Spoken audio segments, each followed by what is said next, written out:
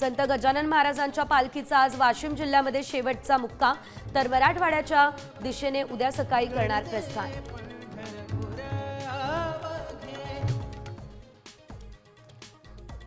आषाढी यात्रेत पहिल्यांदाच AI प्रणालीचा वापर, वारीमधल्या भाविकांची होणार मोजणी, गर्दीवरती नियंत्रण आणि चोरीसारख्या घटनांवरती अंकुश ठेवणार।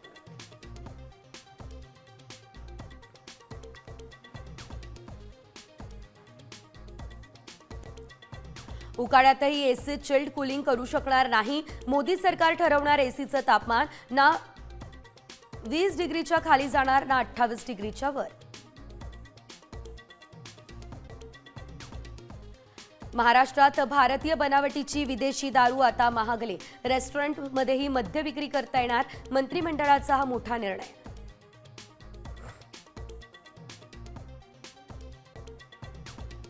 ऐन पावसाळ्यात मुंबईवरती पाणी टंचाईचं संकट, पावसाची तलाव क्षेत्राकडे पाठ, पाणी पुरवठा करणाऱ्या धरणांमध्ये फक्त 10% पाणीसाठा शिल्लक।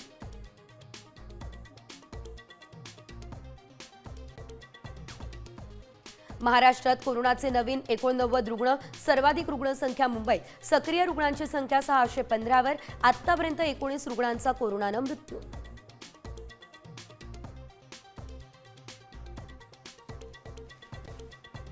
मराठा आरक्षण वैधतेवर आजपासून सुनावणी, 10% मराठा आरक्षण विरोधातील याचिका लवकर निकाली काढण्याचे सुप्रीम कोर्टाचे निर्देश।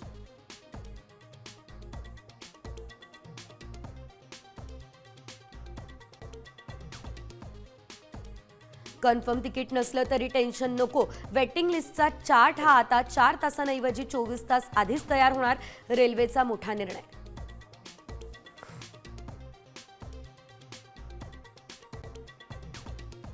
राकेश शर्मानंतर 41 वर्षांनी पुन्हा अवकाशात झेपावण्याच्या एका भारतीयाच्या स्वप्नाला लागला ब्रेक, शुभांशु शुक्लाचं मिशन एक्झिओम 4 स्थगित।